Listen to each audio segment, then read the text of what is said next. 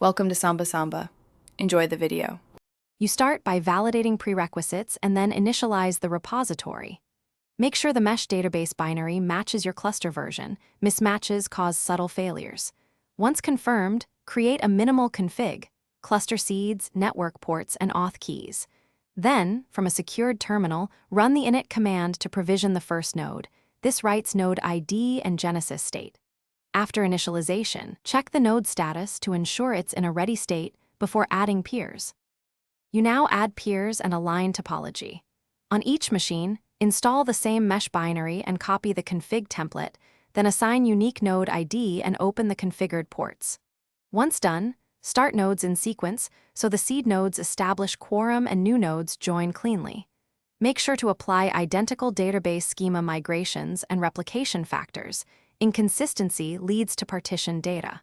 Finally, enable TLS and tune heartbeat and sync intervals to balance latency and throughput. You finish by validating data integrity and setting recovery measures. Execute a set of read and write queries and compare results on multiple nodes to confirm replication. If you encounter mismatched records, pause writes, inspect conflict logs, and resolve using the specified merge strategy.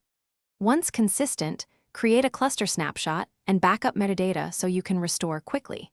If things go wrong, the single key troubleshooting tip.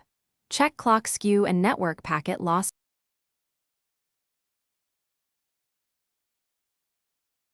Thanks for watching. Consider subscribing if we helped you.